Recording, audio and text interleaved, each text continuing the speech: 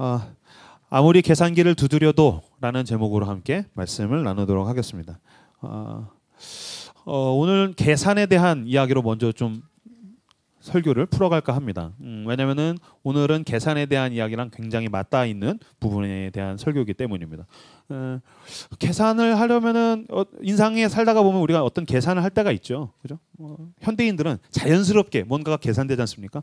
우선 식당에 가면은 4명에서 밥 먹으면 얼마가 나오겠군. 그러면 나는 n분의 1로 얼마를 내면 되겠다라든지, 내가 머리를 빠지는 추세를 보니까 내가 몇 년 후면 우리 아버지처럼 머리가 이렇게 휑해야 되겠다라든지 그런 계산들. 내가 뭔가를 먹으면은 내가 이걸 먹으면 몇 킬로가 찌겠군. 오죽 그게 계산이 몸에 배어 있으면 그런 거짓말을 만들어냈겠어요. 맛있게 먹으면 0칼로리. 완전 거짓말이죠. 이거 먹으면 내가 얼마가 찌겠다라는 것을 계산이 나오니까 그것을 애써서 속이기 위해서 만든 말이죠. 맛있게 먹으면 0칼로리. 그런 식으로 우리가 이제 어떤 계산을 하게 됩니다. 제가 이 계산을 한번 해봤습니다. 서울에 우리가 교회가 있고 제가 서울에서 사역을 하지만 서울에 집이 없습니다. 그죠? 그래서 서울에 과연 집을 살 수 있을까? 그래서 제가 녹색창에다가 서울에 집을 사려면이라고 제가 검색을 해봤습니다. 그래서 얻게 된 정보가 있습니다. 아주 여러분에게도 유용한 그런 절망적인 정보가 될 것입니다. 만약에 당신이 중산층이라면 숨만 쉬고 돈을 모으면 11년을 모으면 서울에 집을 살 수 있습니다. 중산층입니다. 그다음에 절반을 쓰면서 모으면 22년이 걸린답니다. 근데 이게 중산층입니다. 저 같은 저소득층의 경우 숨만 쉬고 돈을 모으면 서울에 집을 살 때 49년이 걸린답니다. 제가 올해로 42이니까 전 이미 글렀습니다. 난 이미 틀렸어. 먼저 가. 그죠? 숨만 쉬고 돈을 모았을 때 49년이 걸리면 서울에 집을 살 수가 있답니다. 이거 계산하면 여러분 어떻게 기분이 좋으십니까? 내가 언제 서울에 집을 살 수 있겠군. 그죠? 그 은행에 가서 돈 몇 천만 원 모으는 그 적금 들 때에 그거 계산하는 거 해보셨습니까? 굉장히 절망적입니다. 한 달에 몇 백만 원씩 모았는데 그 5년, 10년을 모아도 돈 이거밖에 안 된다고? 그럼 이걸로 내가 서울에다가 집을커녕 내가 지방에도 집을 살 수가 없겠네? 그런 계산을 할 때 굉장히 절망적입니다. 돈에 대한 계산이든 나의 진로에 대한 계산이든 어떤 살면서 살아가는 계산, 우리가 살아가면서 어떤 계산을 하는데 계산을 하고 나서 본능적으로 합니다. 현대인은 본능적으로 계산합니다. 본능적으로 계산하는데 한 번도 계산하고 나와서 막 속에서 소망이 생겼던 적이 없었던 것 같아요. 그죠? 우리는 계산을 하지 않는데 계산하고 났더니 막 새 소망이 생겼어. 아싸, 힘이 생겼어. 주님, 힘을 주셔서 감사합니다. 계산하고 났는데 소망으로 마무리가 됐던 적은 없습니다. 계산하고 나면 굉장히 절망적입니다. 계산하고 나면 의기소침해집니다. 계산하고 나면은 누군가를 굉장히 비판하고 싶어지는 게 우리의 삶이라는 것입니다. 근데 그럼에도 불구하고 우리들은 살아가면서 내 소득 수준으로 계산을 하고 내 학벌로 수준을 하고 내 커리어로 계산을 하고 경쟁률을 가지고서 계산을 하고 요즘 추세라든지 트렌드라든지 물가를 가지고 우리는 끊임없이 내 삶과 내 주변, 내 가족에 대해서 계산하게 된다라는 것입니다. 그렇다면 성경은 계산에 대해서 어떻게 이야기하는가? 요한복음 6장을 한번 찾아보실까요? 요한복음 6장에 보면 계산을 한 사람에 대한 이야기가 나옵니다. 요한복음 6장 5절에서 7절. 요한복음은 성경의 중간에 요행롬이 있는데 요한복음 6장 5절에서 7절. 요한복음 6장 5절에서 7절. 성경 없으신 분들은 앞에를 보시면 되겠습니다. 같이 읽겠습니다. 시작.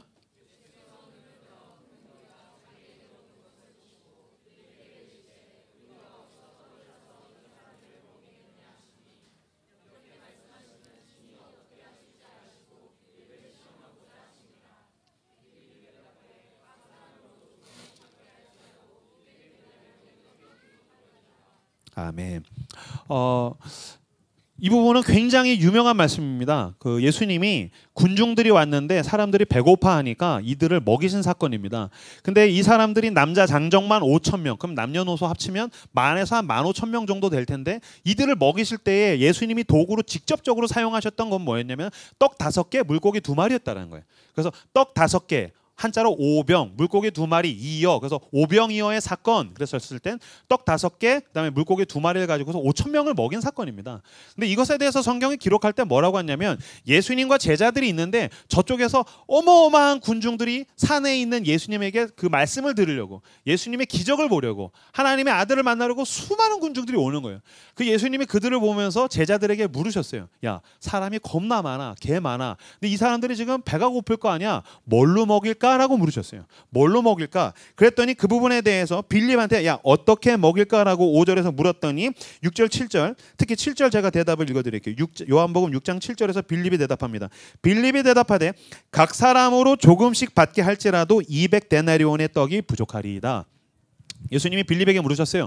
사람이 엄청 많지? 이 사람들 배고플 거 아니야? 어떻게 먹일까라 그랬더니 빌립이 순식간에 그 많은 사람들을 눈대중으로 계산했어요. 아, 이 사람들은 한 뭐 5천에서 한 10,000명 정도 될 거야. 그러면 이 사람들이 이 정도를 먹으면 배가 부르겠지? 그 정도를 먹으려면 1인당 얼마가 소요될 거야? 그럼 거기다가 곱하기 5천을 하면은 한 이 정도가 필요하겠군. 그걸 계산해낸 거예요. 그리고서 뭐라 그러냐면은 주님 조금씩 먹게 해도 200데나리온이 부족합니다. 그러면은 적게 잡으면 한 1,000만 원, 많이 잡으면 한 2천만 원 정도. 주님 조금씩만 먹여서 그냥 요기거리만 시켜도요 1,000만 원이 부족합니다라 그랬어요. 빌립은 굉장히 세상적으로 탁월한 사람입니다. 뭐냐면은 야, 어떻게 먹을까 했을 때 그 많은 사람들은 순식간에 인파, 개개인의 식량, 그다음에 그 곱하기 그 전체의 비용, 이것을 계산해냈기 때문입니다. 그래서 빌립이 그 순식간에 계산해서 나온 대답이 뭐였냐면 7절에서 조금씩 먹게 할지라도 200데나리온의 떡이 부족합니다라고 얘기했어요. 계산을 했는데 그 결과가 뭐였냐면 계산했습니다. 부족합니다라고 나왔다는 것입니다. 여러분, 계산은 늘 부족한 결과를 우리에게 갖다 준다는 것입니다. 내가 내 미래에 대해서 계산했을 때 여러분이 계산을 후지게 해서 그런 것이 아닙니다. 공학 계산기를 갖다 놓고서 여러분의 미래에 대해서 두드려도 답은 무엇입니까? 계산기에선 답이 나왔는데 나는 부족합니다. 이 답에 미칠 수 있는 인간이 아닌 거예요. 내가 사랑하는 사람들과 내가 어떻게 행복을 꾸려갈 수 있을까? 그 아무리 컴퓨터를 놓고서 두드려도 답은 어떻게 나옵니까? 부족합니다. 내가 연애할 수 있을까? 내가 결혼할 수 있을까? 내가 자식을 키울 수 있을까? 내가 어떻게 해야 될까? 저희 큰딸이 7살입니다. 7살이 되자마자 제 머릿속에서 계산이 돌아갑니다. 1년만 지나면 이제 얘가 학교를 들어가겠지. 그러면 얘가 학교에서 이제는 학업을 배우며 이 한국의 입시 경쟁을 어떻게 이겨나갈 수 있을까? 주여, 조금씩만 가르쳐도 부족합니다. 부족하다는 답이 저에게 온다는 것입니다. 계산은 늘 우리로 하여금 띡, 이명규 씨 당신은 부족합니다 라고 답을 얻게 만든다는 것입니다. 이것은 계산을 하지 말라는 것이 아닙니다.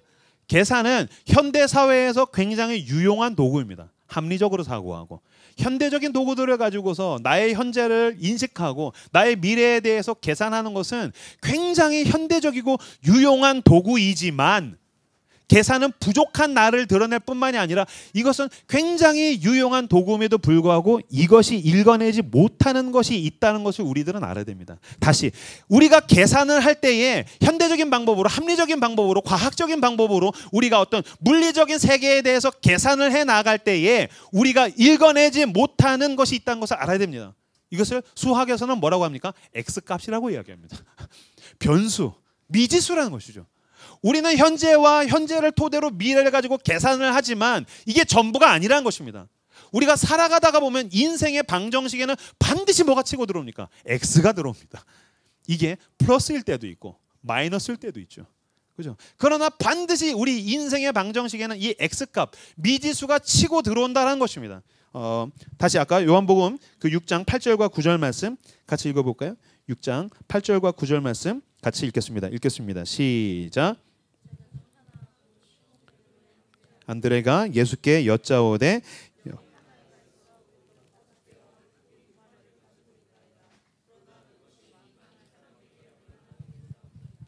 아멘. 예수님이 두 제자한테 직접적으로 물으신 거죠. 야, 이걸 어떻게 먹일까? 빌립 막 계산한 다음에 띡, 주님 1,000만 원이 부족합니다 라고 나왔습니다. 근데 안드레라는 제자, 야 어떻게 먹을까? 라고 했더니 안드레라는 녀석이 주님 잠깐만요. 그러더니 가가지고서 손을 잡고서 꼬맹이를 하나 데리고 옵니다. 뭐 크게 보면은 뭐 우리 민진이 수준 초등학교 3학년 정도 되겠죠. 아니면 우리 큰딸 7살 수준에 되는 애를 데리고 와가지고 뭐라 하면 주님 얘가 도시락 갖고 왔대요. 그랬더니 주머니에서 그 초등학생이 꺼내면서 한솥 도시락에서 사온 도련님 도시락을 이렇게 꺼내는 거죠. 예수님이 뭐라 그랬냐면 야 이 사람들을 어떻게 먹일래? 이 수천 명을 어떻게 먹일래? 그랬더니 안드레라는 제자가 가가지고서 꼬맹이를 데리고 와서 여기 도련님 도시락이 있어요. 떡 5개, 물고기 2마리. 이거는 거의 어떤 코미디 슬랩스틱 코미디에 나온 설정이죠. 너 뭐 장난하냐? 그죠? 그럼 싸대기 맞아야죠. 너 이건 계산을 못하는 수준이 아니고요. 그냥 개념이 없는 것입니다. 이건 계산을 못하는 게 아니고요. 이거는 개념이 없는 것입니다. 계산을 조금이라도 할 수 있는 사람이라면 그런 짓을 하지 않았겠죠. 그렇죠? 이 사람이 몇 명인 줄 알고 계산을 했다라면 이런 짓을 하지 않았겠죠. 어른, 임형규라는 어른이 얼마만큼의 분량을 먹는지 그가 계산을 했다면 이런 짓은 하지 않았겠죠. 그렇죠? 여기 얼마나 돈이 많이 비용이 드는지를 계산을 했다면 이런 짓은 하지 않았겠죠. 그죠? 여러분 만약에 결혼했는데 남편한테 여보 우리가 사는 게 빠듯해 어떻게 할까? 근데 남편이 씩 웃으면서 오늘 저녁에 탕수육 시켜 먹을까? 그런 얘기를 한다고 생각해 보세요. 우리는 오늘 행복하잖아. 그럼 되는 거야. 그러면은 와 감사하다라고 하겠어요? 개념이 없구나. 우리 남편은 개념이 없구나. 내 아들은 개념이 없구나. 넌 미래를 어떻게 준비할래? 이 입시 지옥에서 넌 미래를 어떻게 준비할래? 그런데 막 게임을 신나게 하면서 엄마 난 게이머가 될 거야. 그러면 넌 개념이 없구나. 넌 네 애비를 닮았구나. 뭐 그렇게 얘기하지 않겠어요? 그러니까 계산을 못하는 수준이 아니라 개념이 없는 거예요. 개념이 없는 거예요. 현대적으로 봤을 땐 개념이 없는 거예요. 근데 하나님이 그 개념이 없는 안드레를 가지고 어떻게 하셨는지 11절에서 13절 말씀 같이 읽겠습니다. 11절에서 13절 같이 읽겠습니다. 시작.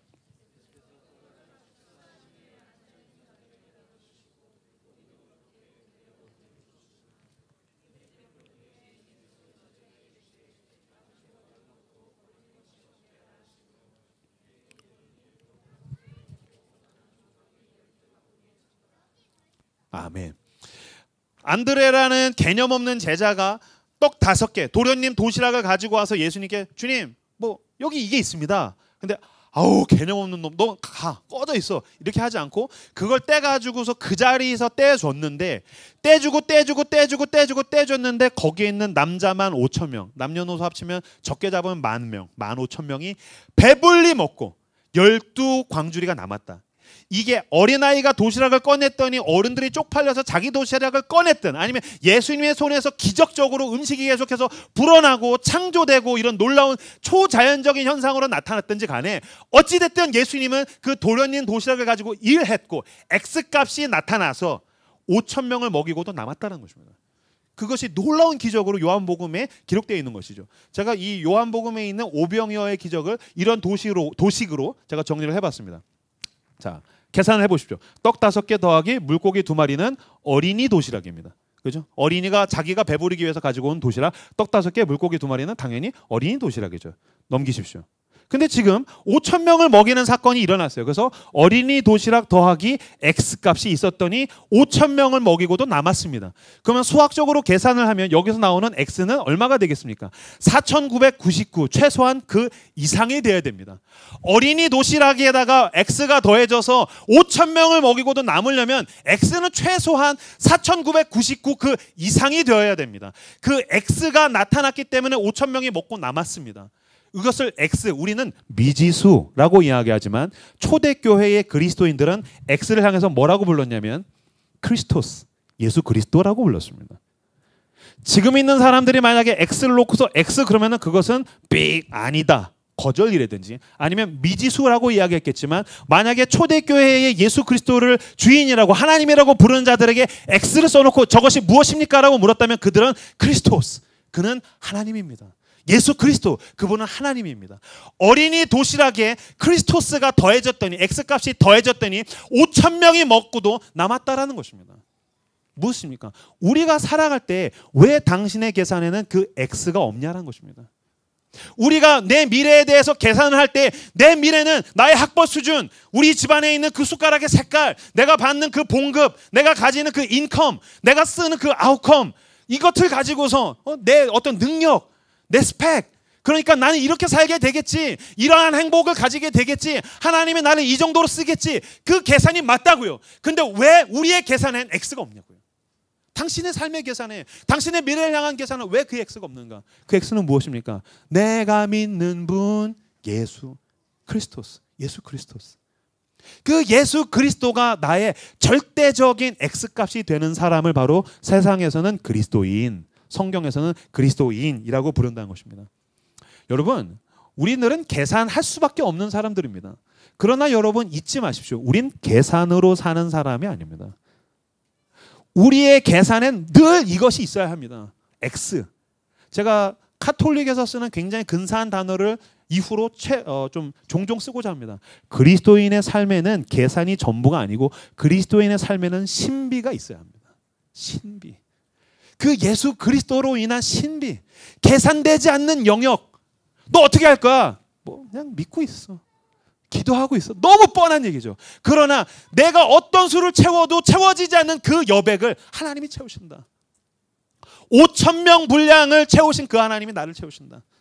그분이 나와 함께 하신다. 그 X가 나에게 있다. 그걸 가지고서 당당하게 세상을 향해서 살아가는 그 신비가 있는 사람들을 그리스도인이라고 부른다는 것입니다. 그 그리스도로 인하여서 예수 크리스토스 X값 때문에 평안하십시오. X값 때문에 여러분 당당하십시오. X값 때문에 세상에 위축되지 마십시오. 계산을 할 때에는 내가 의기소침하지만 그 X를 바라볼 때에, 나를 구원하신 그 X를 바라볼 때에 허리를 펴고 하늘을 바라보는 저 여러분들 다 되시기를 주의 이름으로 축원합니다. 오늘 드디어 아브라함과 사라가 그 아들을 얻었습니다. 100살에 얻었습니다. 그 이제 우리가 사실 지금 아브라함의 믿음의 길 그 설교 자체도 저희가 한 2달여간 지겹게 끌고 오고 있지만 우리도 2달 동안 아브라함 설교 들으면서 지겹겠지만 여러분 더 지겨운 건 누구겠습니까? 아브라함 아니겠습니까? 그렇죠? 지겹게 하나님이 질질 끌고 오고 와서 드디어 아들을 낳았습니다. 100살에. 그러니까 이제 이삭 잡으러 가려면 아직 멀었습니다. 아시는 분들 계시겠지만 이삭 드리려고 가려면 아직 멀었습니다. 이제 드디어 아들이 태어났습니다. 그런데 그 첫 약속, 아들을 주시겠다라는 약속을 언제 주셨냐면 75세 때 주셨습니다. 아브라함이 75세 때, 그 부인 사라가 65세 때 하나님이 나타나셔서 그 아들이 자녀가 없는 노부부에게, 남편은 75세, 그 부인은 65세. 노부부, 이미 아이를 낳을 수 있는 그 모든 환경이 지나온 노부부에게 오셔서 내가 아들을 줄게 라고 해놓고선 하나님이 침묵하시는 거죠. 고급 용어로 얘기하면 이제 쌩까는 거죠. 사실 그리스도인들이 제일 답답해하는 부분이 여기입니다. 은혜는 증거입니다. 내가 은혜 받으면 어떤 증거를 받았다라는 내 마음에 어떤 인 같은 게 이렇게 탁 쳐지죠. 사인. 아, 하나님이 내 기도 들으셨구나. 하나님이 응답하시겠구나. 그때는 굉장히 당당해지죠. 근데 이분이 응답을 안 하시는 거라. 이게 현상적으로 나타나야 되잖아요. 내가 기도하고 내가 믿는 분 예수, 내가 속한 분 예수. 그리고서 딱 이 라이트하우스 방배문을 나갈 때, 소비코를 나갈 땐 당당하죠. 근데 이제 집에 딱 들어가서 오늘 저녁에 다시 계산기가 돌아가요. 아무리 계산기를 두드려도 답이 나지 않는 현실 가운데서 의기소침해지는 거죠. 그죠? 근데 그게 1년, 2년, 5년, 10년, 몇 년 갔다고요? 25년이 간 거예요. 25년 있다가 드디어 하나님께서 그 아브라함과 사라에게 아들을 주셨다는 것입니다. 사라가 얼마나 답답했겠습니까? 그 침묵이 25년을 가면서 사라가 얼마나 짜증났겠습니까? 계산기가 얼마나 많이 돌아갔겠습니까? 아, 하나님이 뭐 말씀하셨는데 내가 착각했나 보다. 그죠? 그 은혜 받고 은혜가 바닥을 치면 모두가 하는 생각이죠. 내가 그때 착각했나 보다. 내가 그때 뭔가 잘못 생각했나 보다. 내가 어떤 거냐, 그때 감정이 크게 일어났나 보다. 내가 나를 속였나 보다. 아니면 이제 계산기가 돌아가면 야, 내 자궁이 아들을 낳을 수 있을까? 내가 어떤 임신이 이렇게 착상이라는 게 내 자궁에서 가능할까? 내 자궁에서 아이가 자랄 수 있을까? 계산기가 돌아가겠죠. 내 남편이 75세인데 80세인데 90세인데 95세인데 99세 때까지 그 생각 안 했겠어요? 99세 때까지 내 남편이 그 정도의 정력이 될까? 내 남편이 그 정도의 정력이 될까? 이게 낳으면 키울 수 있을까? 아무리 계산기를 두드려도 답이 나지 않는 거죠. 그러한 시간을 25년을 끌고 가신 것입니다. 사라에게 있는 그 자존감이 바닥을 칠 때까지 하나님이 끌고 가셨어요. 사라가 자기 자신의 자존감, 어떤 물리적으로 내가 아이를 낳을 수 없어라는 계산기를 두드려도 답이 나지 않는 그 절망하고 낙심하는 시간을 끌고 가신 데다가 더불어 뭐예요? 계속 우여곡절을 겪잖아요. 그나마 아브라함이 믿을만하면 여보 걱정 마. 내가 있잖아. 내가 당신 사랑하잖아. 함께 가. 여기 있잖아. 우리가 서로 사랑하면 됐지. 뭐 나는 아이 없이도 잘 갈 수 있어. 그렇게 갔으면 상관이 없는데 첩을 줬더니 그냥 좋다고 가가지고 이스마엘을 낳고 어디 애굽 갔더니 여보 우리가 살아남으려면 당신이 마누라란 말을 하면 내가 죽을 수 있으니까 누이라고 구라치자. 그래서 마누라를 팔아먹고 바로 지난주에 마누라를 팔아먹은 걸 얼마 지나지 않아서 또 두 번째 그 부인을 팔아먹죠. 부인이 아닙니다. 사촌 동생입니다. 그래서 그 부인을 또 팔아먹고. 그러니까 지금 보세요. 사라에게 있어서 아들 낳기 프로젝트는요, 여러분 그냥 폭망한 거예요. 사라에게 있어서 아들 낳기 프로젝트란 자기가 계산기를 아무리 두드려도 그냥 망한 거. 이건 답이 없는 거예요. 그래서 제가 최근에 제가 드라마를 안 보는데 2년에 한 번 정도 드라마를 보는데 최근에 그 스토브리그라는 드라마를 보면서 너무 은혜를 받았어요. 그 스토브리그가 뭐냐면 야구 팀이 10개가 있는데 최하팀 10위 하는 그 드림즈. 굉장히 오늘 성경이랑 맞지 않습니까? 10위인데 팀 이름이 뭐라고? 드림즈. 그래서 드림즈 컴 트루 거기 이제 써 있어요. 말도 안 돼. 꼴찌인데 무슨 꿈이 있겠어요. 꼴찌인데 꿈이 폭망한 거예요. 꿈이 망한 거예요. 근데 거기에 어떤 백승수 단장이라는 단장이 들어와서 새롭게 뭔가를 시작하는 이야기예요. 그거 보면서 재미는 있지만 속으로는 다 뭐라 그래요. 저건 만화야. 제 아내도 보면서 재미있어. 근데 이건 만화야 라고 얘기하더라고요. 그나마 만화니까 다행이지. 사라에게 있어서는요 여러분 아들 낳기 프로젝트는 끝난 거예요. 망한 거라고요. 근데 끝났을 때에 하나님이 어떻게 일하십니까? 다시 창세기 21장 창세기 21장 1절 2절 말씀 창세기 21장 1절 2절 말씀 같이 읽겠습니다. 읽겠습니다. 시작.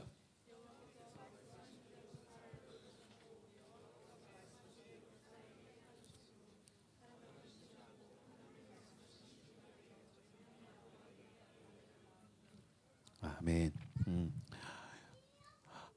때가 되어서 하나님의 시기가 되어서 하나님이 말씀하신 대로 하나님이 일하셔서 사라에게 아들이 주어졌다라는 것입니다. 100세 때에 하나님께서 드디어 아들을 주셨다는 것입니다. 근데 여러분 우리가 이 말씀에 대해서 의문점을 가져야 됩니다. 만약에 당신에게 어떠한 원하는 응답이 하나님으로부터 오지 않아서 답답해한다면 우리는 이 성경을 읽으면서 왜 하나님 사라에게 이때 일하셨어요? 하나님 너무 하시는 거 아닙니까? 라고 똑같이 따질 수 있어야 됩니다. 그렇죠? 우리의 어려움이 사라의 동일한 어려움이었을 것이기 때문입니다. 하나님 65세 때 사라가 첫 음성 들었을 때 그때 아들 주시면 얼마나 좋아요. 한 1년 있다가 그때 주셔도 되잖아요. 왜 질질 끌다가 100세에 가서야 주신 겁니까 하나님? 왜 100세 때 하셨어요? 왜 아브라함 100세 때, 왜 사라 90세 때 그때 가서 일하셨어요? 라고 우리는 따질 수 있어야 되는 거죠. 왜 그렇게 하셨을까요? 답부터 제가 먼저 말씀을 드리겠습니다. 21장 1절과 2절을 읽어보면은 그 하나님의 의도가 나옵니다. 여호와께서 말씀하신 대로 사라를 돌보셨고 여호와께서 말씀하신 대로 사라에게 행하셨으므로 사라가 임신하고 하나님이 말씀하신 시기가 되어 노년의 아브라함에게 아들을 낳으니 아멘. 오늘 여기 1절 2절에 보면은 사라가 아들을 100세에 낳았는데 그 행위의 주체가 뭐라고 나와 있습니까? 하나님으로 나와 있습니다. 하나님이 사라에게 약속하셨고 하나님이 행하셨고 하나님이 시기가 돼서 하나님이 주셨어라고 얘기했고 이후에도 여러분 말씀을 읽어보면요 사라가 하나님이 주셨어라고 대답한다는 거예요. 100세 때 주셨더니 아들을 낳았어요. 누가 낳았어요? 사라가 낳았어요. 여러분 사라가 낳았어요. 그죠? 여러분이 지금 아들을 안 낳아보셔서 자식을 안 낳아보셔서 여기 보니까 미혼의 남녀들이 그게 뭐가 그렇게 그런가요? 라는 표정인데 여러분 이렇게 애 낳고 가서 이렇게 아내가 애를 낳았어요. 첫 애를 낳았어요. 그 남편도 가가지고 울먹울먹거리다가 저는 사실 애 보고 울기보다는 아내 보고 울었어요. 왜냐면 아내가 거의 초죽음이 돼 있는 거예요. 얼마나 아팠을까. 그리고 이미 갈 때부터 막 으아 막 그러고 간다고요. 막 너 이명규 뭐 죽여버릴까 막 그러면서 간단 말이죠. 막 머리끄댕이 잡고 왜 영화 같은 거 보면은 막 야 뭐 복수할 거야 막 그러면서 가잖아요. 제 아내는 물론 그러지 않았어요. 웃기려고 한 사실이에요. 어쨌든 근데 뭐 그러면서 이렇게 가잖아요. 그러면 아내가 다 났어. 그럼 제가 아내 손을 잡고서 초죽음 된 제 아내 보고 눈물을 뚝뚝 흘리면서 제가 하나님이 주셨네라고 했겠어요? 여보, 하나님 우리에게 아들을 주셨어. 그러면 내 아내가 뭔 개소리야? 뭐 그러지 않겠어요? 내가 얘 낳느라 죽는 줄 알았어. 그러지 않겠어요? 그죠? 내 아내가 지금 배가 찢어져 가면서 낳았잖아요. 그렇잖아요. 그렇게 낳았잖아요. 그러니까 지금 애를 낳는 순간에는 나도 내 아내가 보이고 내 아내도 드디어 낳았네. 그러면 사라는 90살에 낳았으니까 죽다가 산 거예요. 그러면 야, 나 얘 낳다가 죽을 뻔했어. 야, 그래도 내가 했어. 대단하지 않냐? 이런 말 하나도 없고 하나님이 행하셨고 하나님이 약속하셨고 하나님이 이루셨고 하나님이 주셨어. 하나님만 남는다는 거예요. 무슨 말이냐면요, 사라가 임신해 있는 10개월 내내 아이를 낳는 고통이 모든 걸 하얗게 만들어버리는 그 순간에도 사라가 잊지 않은 게 있었어요. 뭐냐면 이 아이가 나에게 온 것은 나에겐 아무런 가능성이 없었을 때 왔다는 거예요. 나는 아이를 낳을 수 있는 아무런 가능성이 없었을 때 내가 임신했어. 아이를 내 자궁에서 키워갈 수 있는 가능성이 없는 그 날들 가운데 하나님께서 내 가운데에서 이 아이를 키워가셨어. 자궁에서. 나는 아이를 낳다가 죽을 수도 있고 아이가 나오지 못하고 그 속에서 죽을 수도 있는 최악의 환경인데 하나님의 아들을 낳게 하셨어. 진짜 여러분, 그 고통이면 모든 게 하얘질 텐데 이 사라가 고백하는 거예요. 하나님이 약속하셨고 하나님이 행하셨고 하나님이 이루셔서 하나님이 주셨어. 뭐만 남는 거예요? 하나님만 남는 거예요. 하나님이 왜 아브라함 100세 때 아들 주셨습니까? 왜 90세 때에 사라에게 아들을 주셨습니까? 자기에게 있는 가능성이 아예 없다라고 완전히 surrender, 항복하게 된 그 시점까지 하나님께서 기다리셨다는 거예요. 만약에 75세 때, 75세, 65세 때 조금 늙었을 때 주셨으면 야, 신기하지 않냐? 그래도 내가 나았어. 자기 안에 가능성이 요만큼 있는 거예요. 하나님, 사라와 기다리는 사라도 힘들고 기다리는 아브라함도 힘들지만 누구도 힘드셨던 거예요. 하나님도 힘들게 기다리셨다는 거예요. 언제까지? 내 안에서 내가 했습니다라는 가능성이 완전히 소멸될 때까지 하나님이 기다리셨다는 거예요.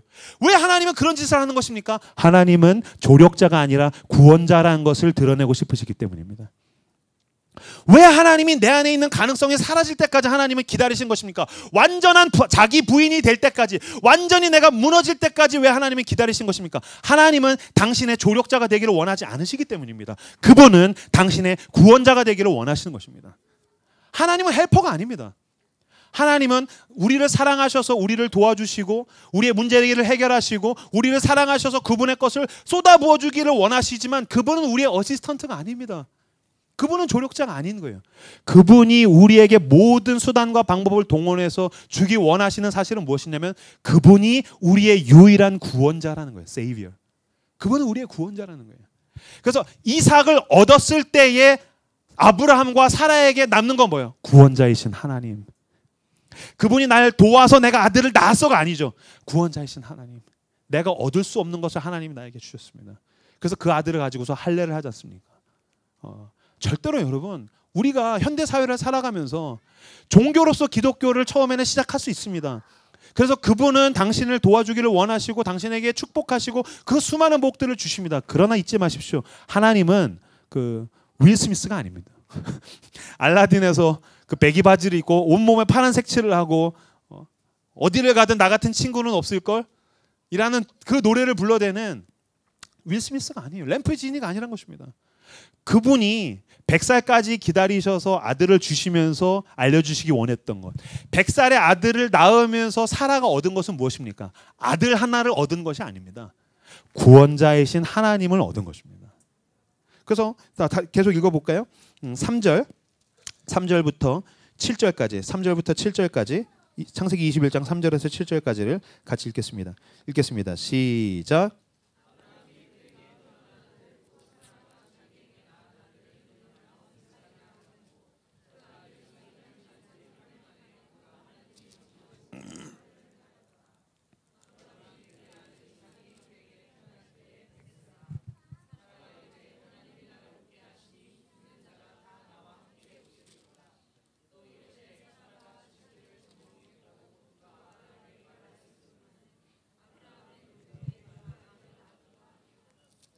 아멘.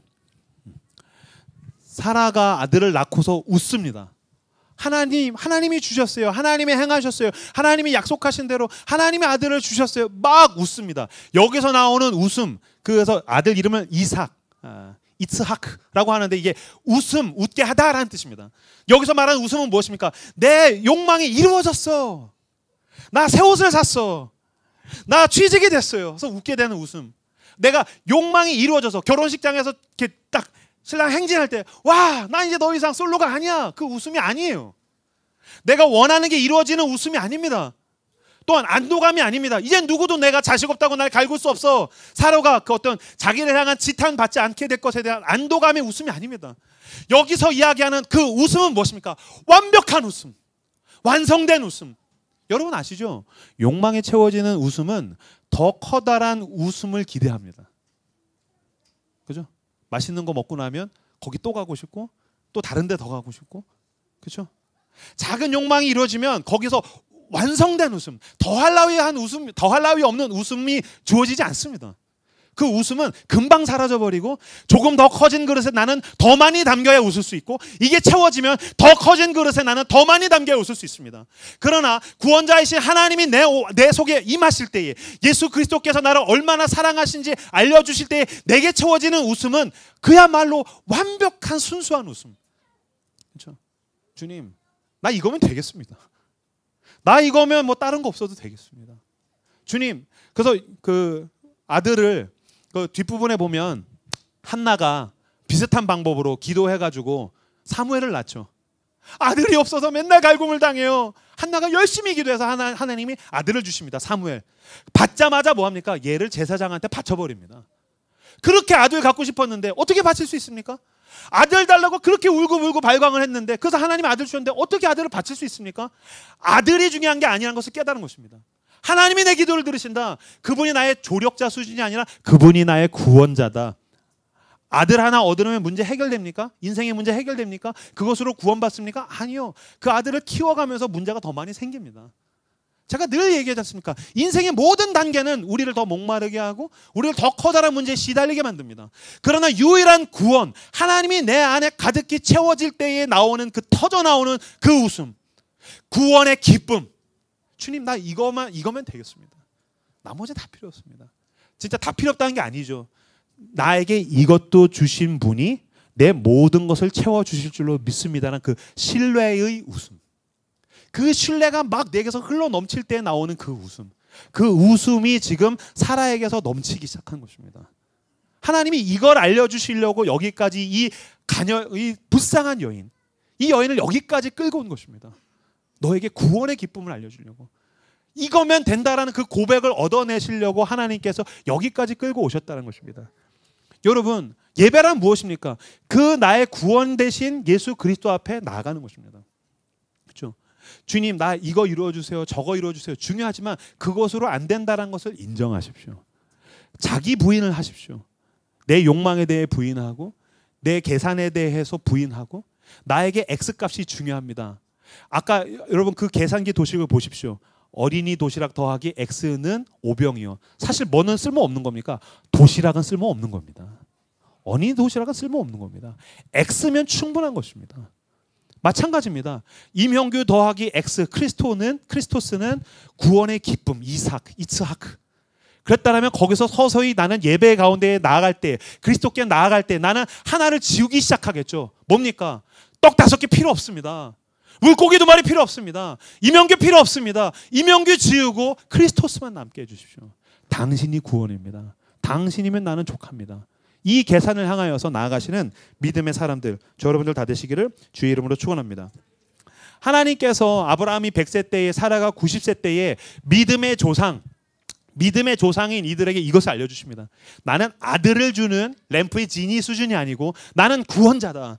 이 구원자가 이들의 후손들을 계속해서 약속으로 지키고 붙들고 신실하게 인도하시다가 결국엔 누구를 주시겠다는 거, 이 가운데서 예수 그리스도를 주시겠다. 그리고 거기서 예수 그리스도를 통해서 온 백성을 구원하시겠다. 그러려면 그냥 아들을 낳는 기적이 아니라 그가 구원자라는 그 기적을 베푸셔야 됐던 것이죠. 그래서 100세 때에, 아브라함이 100세 때에 아들을 주셨습니다. 아들을 주셨더니 그들이 그 구원의 기쁨 가운데에서 어떤 일을 합니까? 아까 읽었던 창세기 21장 3절 4절을 같이 한 번 더 읽겠습니다. 3절 4절 같이 읽겠습니다. 시작.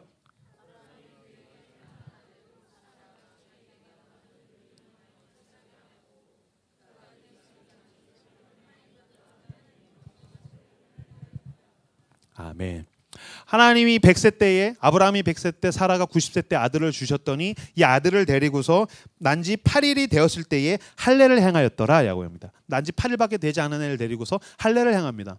근데 뭐 저희가 다 어른이기 때문에 제가 그냥 노골적으로 말씀드리면, 할례는 이 아이는 하나님의 약속으로 생긴 아이다. 이 사람에게 하나님의 약속이 부어졌다, 약속이 이루어졌다라는 표시로서 행하는 어떤 영적인 행위인데, 물리적으로 보면 남자의 성기의 표편을 잘라내는 것이죠.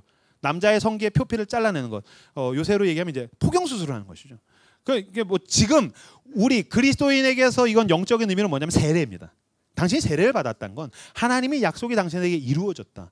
그리고 당신은 이제 하나님의 사람이다. 하나님이 주셨고 하나님이 이루셨고 하나님이 끌고 가신다라는 뜻인데, 이것을 가지고서 아브라함이 100세 때 얻은 아들을 놓고서 이렇게 할례를 행해서 거기다가 인쳤다는 거예요. 이렇게 사인했다는 거예요. 제가 이게 X를 중심으로 설교를 계속해서 묵상을 하다가 보니까, 왜 그럴 때 있지 않습니까? 이렇게 보물 지도 보면 보물이 있는 곳에다가 무슨 표시합니까? X 표시하죠. 이거 보물이야. 이건 내 거야. 그죠? 그래서 왜 가끔씩 이렇게 자기 물건에는 자기 이름을 쓰지 않습니까? 형규 거. 뭐 저는 어렸었을 때 늘 거기다가 이제 천재 형규 막 이렇게 썼었거든요. 임천재. 뭐 이런 식으로 이제 자기 이름을 쓰지 않습니까? 할례가 정확하게 그렇게 생각하시면 됩니다. 하나님이 자기 사인을 거기다가 하신 것입니다. 여호와 딱. 이건 하나님의 사람이야. 이건 내 거야. 그게 이제 할례라는 거예요. 아브라함이 100세 때 얻은 아들을 할례를 행했다는 건 뭐냐면, 이건 하나님이 주신 겁니다라고 거기다가 지워지지 않는 사인을 했다는 거예요. 마치 문신을 새기듯이 지워지지 않는 사인을 자기 아들의 몸에다가 새겼다는 것입니다. 이것은 굉장히 중요한 것입니다. 왜냐하면 우리로 적용하면 무엇입니까? 하나님이 베푸신 은혜에 대해서 우리도 무엇인가에 대해서 사인하고 표시하고 증거로 남겨야 된다라는 것이기 때문입니다. 여러분에게 묻고 싶습니다. 여러분 살아오면서 열심히 기도한 영역들이 있습니다. 하나님 한 번만 도와주십시오. 주님 나 이제 망하게 됐습니다. 죽게 됐습니다. 주님 나의 비참함을 아시죠? 열심히 기도했어요. 근데 하나님이 거기에 응답하셨어요. 하나님이 일하셨어요. 하나님의 역사가 나타나셨어요. 하나님이 말씀하신 대로 하나님이 때가 되어 하나님이 일하셨어요. 거기에 할례가 되어 있습니까? 주님 나 이 직장에 붙으면 진짜 내가 민족의 복음을 이뤄드릴게요. 주님 이 직장에 붙으면 내가 진짜 하나님의 사람답게 살게요. 주님 나에게 이 직장을 주님 허락해 주십시오. 직장에 들어갔어요. 그 직장에 당신만 알고 있는 그 하나님의 사인이 거기 새겨져 있습니까? 그렇죠? 어떤 사람 밤에 잠을 이루지 못합니다. 어떤 가족의 건강의 문제라든지 내가 해결할 수 없는 어떤 문제들로 주님 열심히 기도해요. 그래서 하나님의 행하신 그 하나님의 시기가 되어 하나님이 약속하신 대로 하나님의 때가 이루어졌어요. 하나님이 일하셨어요. 거기에 당신과 하나님만 알고 있는 할례가 거기 되어 있냐고요. 그죠? 결혼하신 분들에게 묻겠습니다. 그죠? 만약에 두 커플이 둘 다 남녀가 그리스도인이라면 당신은 아마 결혼식장에 들어갈 때에 예배 형식으로 했을 가능성이 높습니다. 그럼 하나님 앞에서 서약했을 것입니다. 그죠? 하나님 우리가 이젠 한 몸이 되게 해주십시오. 그죠? 묻겠습니다. 당신의 배우자를 바라볼 때에 할례가 되어 있습니까? 이마에 그죠? 당신과 하나님만 알고 있는 그 사인이 있습니까? 당신의 자녀에게 할례가 되어 있습니까?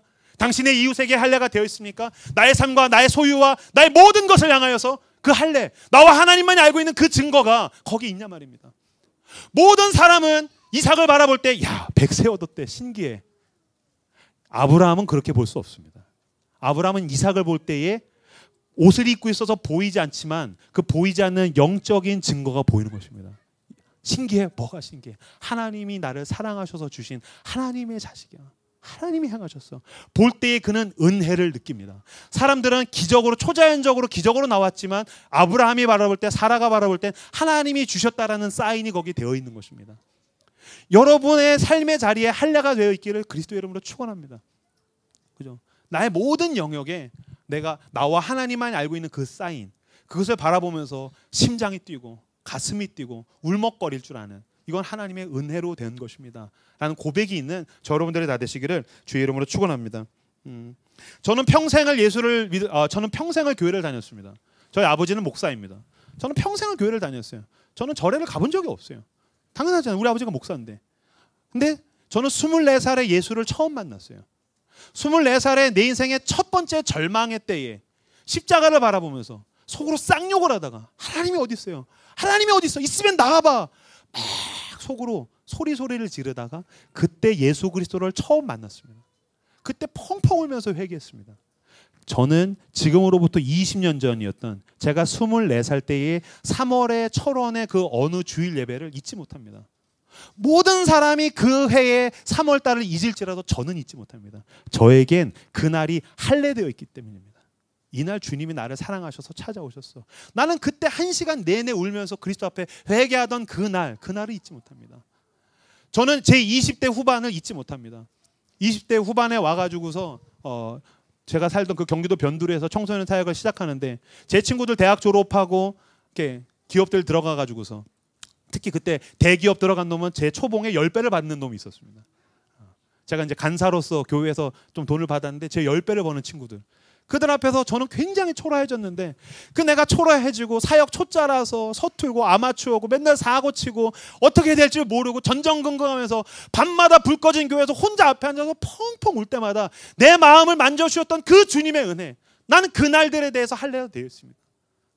아무도 나를 도와주지 않았고 아무도 나와 옆에서 함께 해주지 않았는데 그때 주님이 나를 괜찮아 형규야 도와줄게, 나를 붙들어 주셨고, 주님 난 못하겠어요. 다시 일으켜 주시고 다시 가서 한번 해보라고 등을 두드려 주시고, 답이 나지 않을 때 주님이 초자연적인 역사로 아니면 하나님의 사람들을 보내주셔서 도와주셨어요. 그때 20대 후반에 찌질했던 제 날들에 되어 있는 그 하나님의 은혜의 할례들, 전 그 할례를 잊지 못합니다. 31살 때 저는 그날을 잊지 못합니다. 이 시즌입니다. 저는 머리를 잔뜩 길렀고 수염을 지금 막 덥수룩해서 거의 야인처럼 하고 다녔습니다. 어디 캠프장 같은 데 가면은 보일러 고치시는 분이시냐는 얘기도 들었습니다.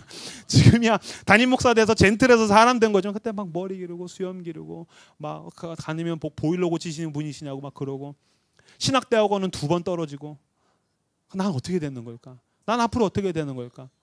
게다가 저 문제는 신학대학원 2번도 떨어졌는데 솔로가 7년 차였어요. 주변에서 제 대학 친구들은 야 한때 잘 놀던 이명규 예수 믿고 병신 됐네, 그 얘기 저만 만나면 그랬었어요. 그럼 내가 계산이 안 되는 사람입니까? 나도 계산됩니다. 나도 내가 돈 버는 거 계산됩니다. 내가 이렇게 살다가 앞으로 뭐가 되겠구나 계산이 됩니다.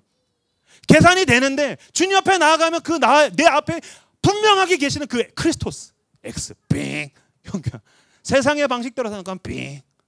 그 6년차 솔로, 신학대학원 2번 떨어지고 청소년들 뒷공문이 쫓아다니면서 집 나간 애를 데리고서 살고, 그리고 31살 때 동네에 있는 교회에서 설교해달라 가지고 갔습니다. 그 가가지고서 예배 시작 전에 앉아 있는데 그때 그 예배를 드리는 청년들이 우르 들어오는데 그 중에서 한 여자 청년이 왜 노숙자가 앉아 있지라고 생각했다는 거예요. 그리고 그 여자랑 결혼했습니다. 저는 그때에 그치 이해가 되지 않는 거죠. 계산기로는 답이 나지 않는 것입니다.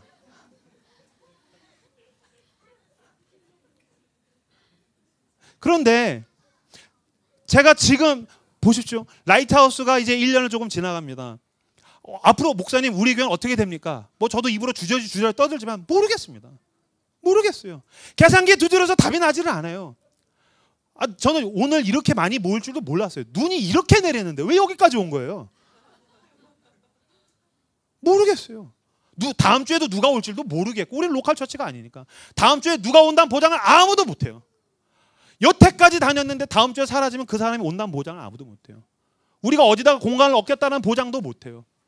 저도 맨날 청소년 사역, 청년 사역만 하다가 개척 처음이에요. 답이 나지 않아요. 근데 제가 잊지 않는 게 있어요. 제가 살아오던 날들에 주님께서 새겨주신 그 X 표시가 있어요. 할례 표시들, 사인들. 나를 여기까지 신실하게 끌고 오신 그 주님이 나를 끌고 가실 것이다. 그것을 붙들고 삽니다. 계산되지 않아도 저 잠삽니다. 왜냐하면 그 크리스토스 X 붙들고 사는 것입니다. 여러분의 삶의 나날들에 대해서, 과거의 나날들에 대한 그 할례들을 기억하십시오. 그리고 오늘 여러분들이 살아가는 그 삶의 나날들의 가운데 있는 그 하나님의 응답들에 대해서 분명하게 하나님의 사인을 하십시오.